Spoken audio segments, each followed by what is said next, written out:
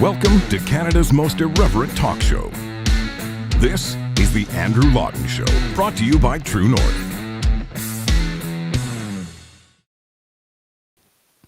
Hello and welcome to you all. This is another edition of Canada's most irreverent talk show, the Andrew Lawton Show, here on True North on this Tuesday, March 14th, 2023, just after 4 o'clock Eastern, Eastern Daylight Time now. It's no longer Eastern Standard Time. So for, I believe, everywhere but Saskatchewan, the clocks have changed in this great dominion of Canada. If you read The Line, which is the online publication started via Substack by Jen Gerson and Matt Gurney, they had like dueling columns this week about daylight savings, which I feel are a bit of a perennial thing that, actually more than perennial, because they come twice a year. Wait, no, that's annual. You can tell I'm not a gardener. I don't know. I have no idea the difference between perennial and annual. I believe perennials come back automatically, and annuals you have to plant every year, which always struck me as a bit odd, because you'd think annual would mean it comes back every year. But if you tune in for the gardening advice, I assure you, you are horrendously disappointed most days, and especially now. So we'll move on to the stuff we have a bit of a better grasp on: sports. No, wait, not really much of a grasp of that either. Politics, I can give you, though.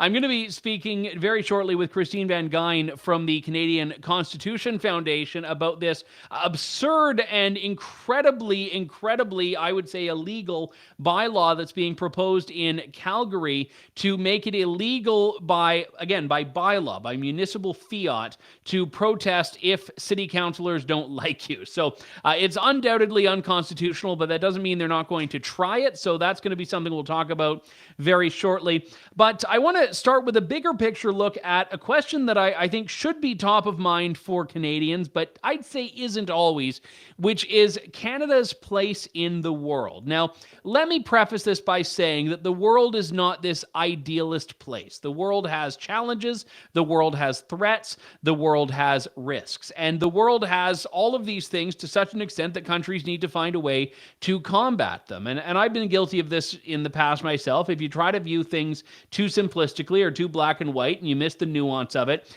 you are not going to get a whole picture. That being said, I don't believe anyone in the world of serious countries right now believes that Canada is a serious country. And the title of this episode on social media is that serious countries want nothing to do with Canada. And I think there is there's a voluminous amount of evidence supporting this, but it keeps growing. The most recent example this week is the Australia, United Kingdom, United States Security Pact called AUKUS. Now, this is, despite how silly the name is, AUKUS is a security and intelligence partnership between three nations. Now, let me just look up the population of Australia. Now, Australia, 25 million people, so not insignificantly smaller than Canada, but still has a seat at this table. Now, I realize that geopolitically, Australia is more front and center on the Indo-Pacific. Canada is a Pacific country that kind of forgets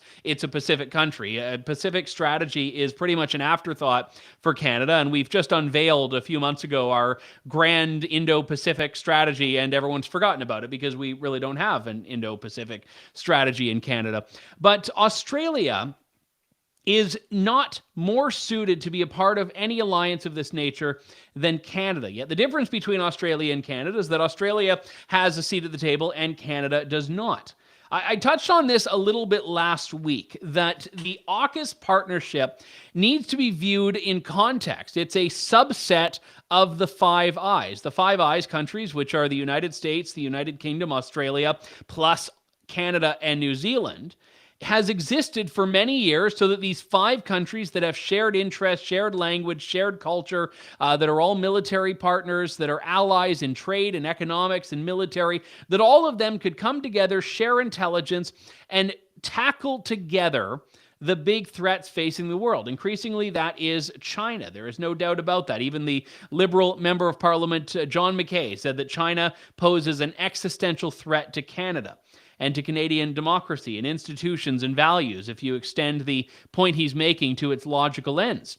So when Canada is on the sidelines as three countries that share goals on that get together. This is something that should bother Canadians. This is something that should bother the Canadian government. So what's happened here is this partnership, which has been talked about for quite a while, is moving to the next stage. You had a meeting in, I believe it was Point Loma, the Point Loma Naval Base in San Diego, between Anthony Albanese in Australia, Joe Biden in the United States, Rishi Sunak in the United Kingdom. They're all sitting down at the table there, and they are talking about the importance of getting together. They're talking about helping Australia develop a fleet of nuclear-powered submarines. They're talking about all of the threats that China's Navy is posing to Western interests, to Australian interests. They are talking about all of this stuff, and then Canada is sitting on the sidelines. This is the tweet from Foreign Policy Canada on Twitter. Canada welcomes the AUKUS announcement supporting rules-based international order in the Indo-Pacific. As part of our Indo-Pacific strategy, we're committed to working with partners to promote peace, resilience, and security in the region, including through an enhanced naval presence. Navel gazing is more like it, but Canada, I think, just basically shoved a few inputs into one of those artificial intelligence chatbots to generate that tweet, because they have all of the keywords and the buzzwords without saying anything. So because Canada has been excluded from this, Canada's only role really is to downplay it and say, oh yeah, AUKUS is fine. That's that little, that little side hustle going on.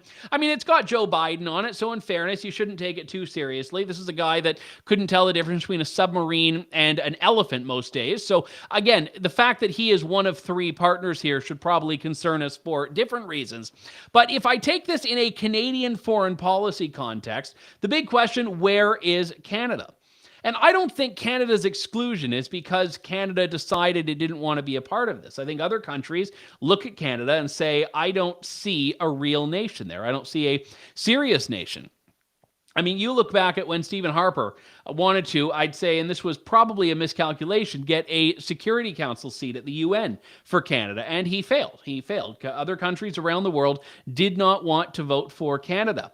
Justin Trudeau tried even harder. Was it 2 years ago? He really aggressively pushed. He campaigned. He was like hanging out with African autocrats trying to get their votes at the United Nations to put Canada on the Security Council, and still lost. I think we lost, was it Ireland or Norway? But they were the ones voted in, and I forget which one was the one that we thought we were going to get, and Ireland and Norway were ultimately the victors. So Canada has been rebuked as a serious player that's deserving of a seat on the Security Council. Canada has been excluded from this intelligence partnership, and all of this is that Canada is not a player on the world stage in a meaningful way. Now, one of my colleagues, Phil, who is apparently listening to the show, has decided to actually plug this in to ChatGPT, which is the service that lets you spit out AI. I don't know what he put in, but this is what he got out of it.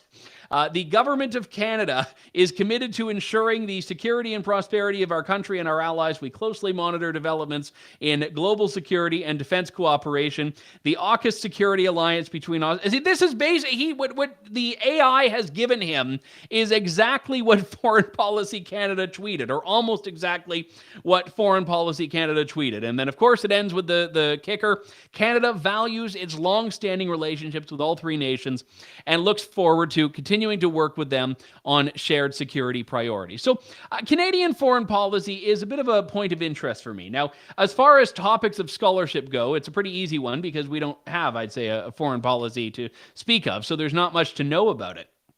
I think Canada did a very good job under Stephen Harper when it came to foreign policy, largely. There were some issues.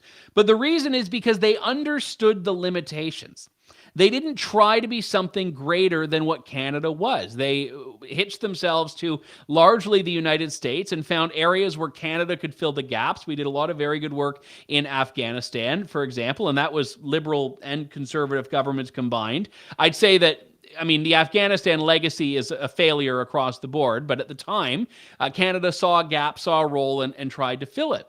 What the term you hear from people like Justin Trudeau and his colleagues there is middle power.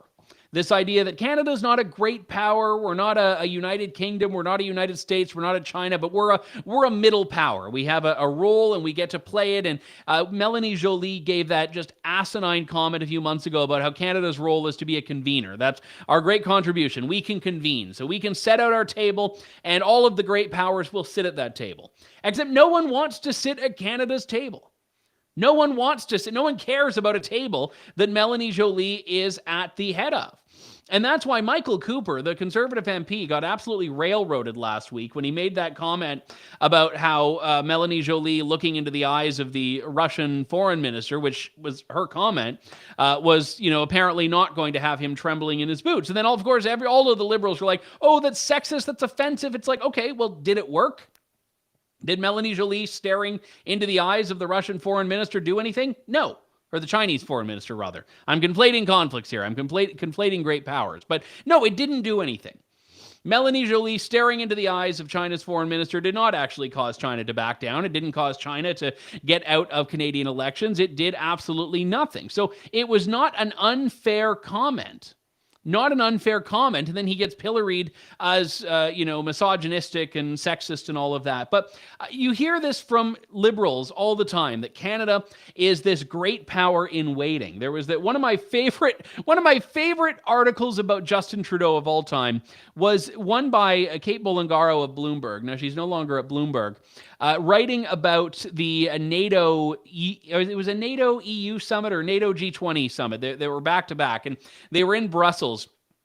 And Justin Trudeau's people were going around trying to position Justin Trudeau as what he called the dean of the G7. It was G7, not G20. The dean of the G7, because they determined that with Angela Merkel, the former chancellor of Germany, stepping down, Justin Trudeau was the longest-serving head of government of the G7 leaders. Ergo, he should be the de facto chair of the G7, as though it's a seniority game and not a question of relevance from different countries and influence of countries. And he had decided that he could get involved and help solve the EU-UK dispute over Northern Ireland. So he was saying that, yes, we can get the European Union and the United Kingdom together, and no one cared. Like, none of them wanted to sit at the table that Justin Trudeau was at the head of. Because Canada is not a serious country. Canada is not a serious player. And there are, I think, two fundamental reasons for this. One of them is that Canada has never been and will never be a great power. We don't have the size. We don't have the economic might. We don't have the legitimacy on the global stage. And the second part, and I think this is the more critical part, is that Canadian governments often misrepresent Canada's role. If we knew what we were, we knew our size, we understood our limitations and worked within that, we would be taken a lot more seriously than we are. But instead, you have Justin Trudeau that thinks he can go toe-to-toe with Donald Trump and take him down. You've got Chrystia Freeland that thinks she can go toe-to-toe with Vladimir Putin and take him down. You've got Melanie Joly that thinks she can go toe-to-toe with China and take China down. And then you have all of these grandiose claims by these leaders that, whoa, we're a nation of peacekeepers. Canada has, I think, like 23 peacekeepers deployed right now. It's in and around there anyway. So we are not, and never have been, with the exception of a bit of a flurry of peacekeeping missions in the 1990s. We've never been a nation of peacekeepers. But we have this mythology about Canadian foreign policy that is such a mismatch from the reality of the situation. And we'll certainly revisit this soon enough. But the big challenge here for a lot of people is that we have to check our expectations.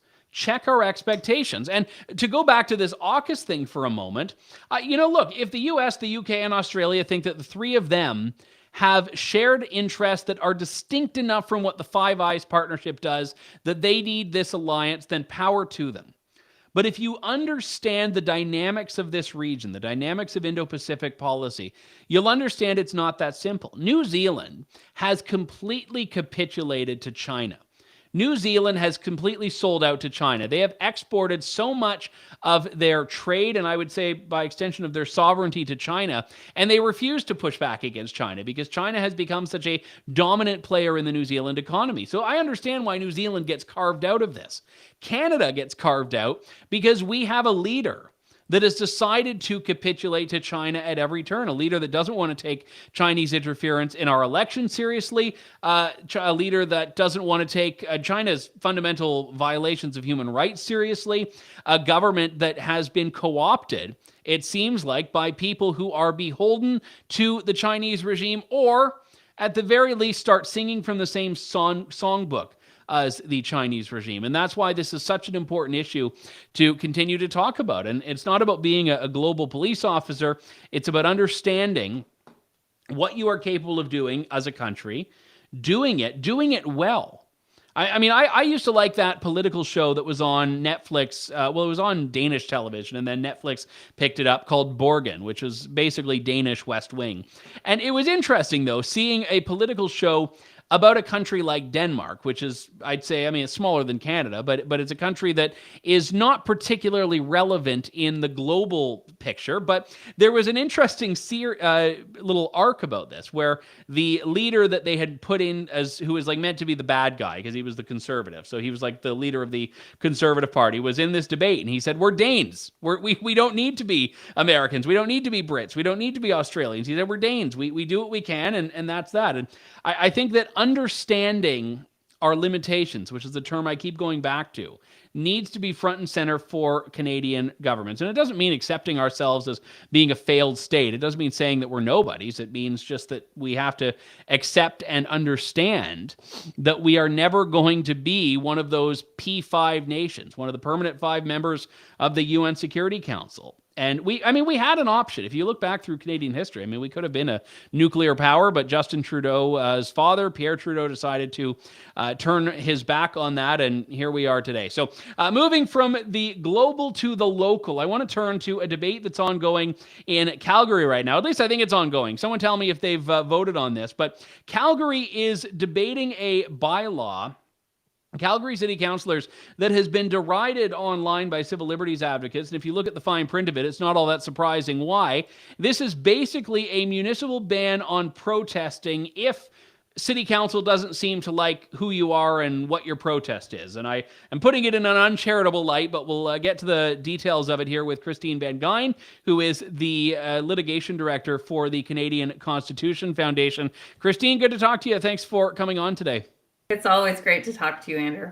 So let's be a little bit more perhaps objective than I was. What is City Council trying to do here? I actually don't disagree with your characterization.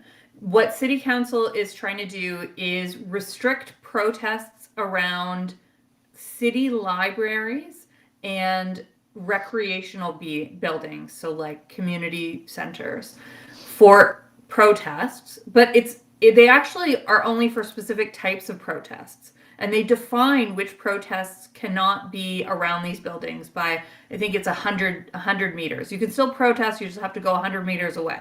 So the protests that they want to ban are protests that are aimed towards objection or disapproval towards an idea or action related to race, religious belief, color, gender identity, gender expression, physical disability, mental disability, age, ancestry, place of origin, marital status, source of income, family status, or sexual orientation.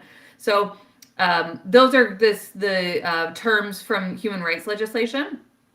But basically what it means is if you want to have an environmental protest, climate extinction march thing in front of a library, that's totally fine. But let's be clear what they're trying to ban here. This is very clearly about the protests at libraries around drag queen story hour. And, people can have whatever their views on that are. You may think that they're totally benign and family friendly, or you may think that it's objectionable to have that type of performance art for children. So whatever your perspective, you are no longer going to be allowed to protest this. This would be prohibited under this bylaw to have a protest like that in front of a library where it's taking place. And look, I'm not exaggerating the topic of it is about the drag queen issue, because there have been a number of these protests in Calgary recently. And I've been watching the debate. It is not over. They're currently in a closed session, but it is about that. It is just about that issue. Yeah, you're right. They have to add all of these other categories just so it doesn't look like it's about that one issue. I think they would make it just about Drag Queen Story Hour if they could. Yeah. Now, you've looked at this, and I know you've been commenting quite intelligently, as always, on Twitter about this. Your view is that it's completely and utterly unconstitutional, correct? Of course. The courts have long applied the principle of content neutrality in defining the scope of our protections for freedom of expression. The content of the expression, no matter how offensive, no matter how unpopular, no matter how much it might disturb you, that content does not deprive you of your right to expression. So the specific targeting of a very clear type of speech is a big problem here. How would you reconcile what you've just said with the Ontario bubble zone law about restricting protests around abortion clinics, which is very targeted to a particular type of protest? Yeah, so I mean, I take issue with that prohibition as well. I'm pretty clearly in the camp of freedom of expression, but even this is much further. This is just much, much, much further than abortion clinics or hospitals. There's a bubble zone around hospitals as well. And you could make an argument on the balancing. You could make some argument that a healthcare facility should be treated differently than a community center where political debates are literally hosted between candidates. So, you know, if you disagree or disapprove of a candidate, a political candidate, and a debate is taking place in that community center, and the grounds of your objection or even disapproval is one of those categories, you would not be able to protest. And I'll give you an example. And I'll give you an example of how there could be unintended consequences. And I'll just give you an example. So J.K. Rowling is a very famous author, and she I'm sure many libraries would love to have her come and speak, but she has also been very critical of radical gender ideology. And her criticism comes from a place of feminism and sex-based rights. And if someone came to protest J.K. Rowling speaking at a library because they disagree with her views on gender, her views on gender are actually couched in her gender. They form a part of her sexual identity and her sex and her gender. So those protests could actually also be prohibited under this bylaw. And I guarantee you, the people at City Council would be all in favor. These people who support this bylaw restricting protests around libraries, they'd be all in favor of a protest of J.K. Rowling. But they are opposing the protests by these individuals who oppose Drag Queen Story Hour. And I want to be clear that I think that there's been some conduct by some of the protesters opposing Drag Queen Story Hour that I don't think is very civilized conduct. But the Supreme Court has affirmed that our right to expression includes the right to offensive expression. Well, and the other thing, too, is that protest against an event that you don't like is the very embodiment of free speech. So drag queens have a right to go and perform as drag queens. People that don't like drag shows around children can protest those. And as long as they're not barricading the doors, people can come and go. They hear both sides. Ideally, this is free speech in action. People can make up their own minds. And we see this unfolding all the time. So this idea that on something that is a contentious issue, has a city council of all bodies trying to shut down one side of it is particularly insane here. And you're right. I mean, they're very deliberate about what they're doing with this. Yeah, look, it's very clearly about this topic. The city councillors who are in favor of it are very short-sighted if they don't see how this could cause a adverse, unforeseen consequence to someone who's engaging in speech that perhaps they support. And, you know, I think it's so important for us to remember that it is just not for government to tell Canadians what we may protest and what we may not protest. That an environmental protest is acceptable, but a protest over what publicly funded arts activities are acceptable for children, you're not allowed to engage in that protest. That is not something for government to decide. I don't know if CCF has already planned its response to this beyond kind of comments that have been made now. But if they do pass this bylaw, which I hope they don't, but if they do, does someone have to be charged under it to challenge, or can it be challenged just based on what it is right away? It could theoretically be challenged without charges. It's always better to actually have charges. But we've successfully challenged legislation. For example, there was federal legislation about what the government calls misinformation. And we've successfully challenged that legislation and had it struck down under the Elections Act. It was Elections Act legislation. We had that struck down without anyone ever being charged. And in this case, the charges are serious, right? The proposed penalty under this bylaw is $10,000. $10,000 for exercising your constitutionally protected right to protest in public. Yeah, and I think with all of these things, it's meant to have a chilling effect. It's not, they don't want to, I believe, fine people. They just want people to know it's illegal and to just put their tail between their legs and go home, which is, I think, how these things are most damaging. They just try to shrink the bounds of discourse. Well, I think they're also, what they're trying to do is move the protests away from the entrances, but that actually moves them onto roads, onto the sidewalk, into residential neighborhoods. But it defeats the purpose of the protest. I mean, I don't protest what the Premier of Alberta is doing by going to Saskatchewan because I'm far away from Alberta. I protest it where it's happening if I want to protest. Of course. So it would make the protest sort of irrelevant. If you're trying to protest something, you're trying to express yourself, and it would not be very effective expression if you were only allowed to have your protest in this designated protest area. But your question about what are we planning? I mean, my hope is that they do not pass this. I always would love to see a good precedent for freedom of expression, and I think that we could get one here if we could successfully have this legislation struck down. But we are preparing right now, if it is passed, that we would participate in a challenge, and we would work with individuals who might be affected by this bylaw.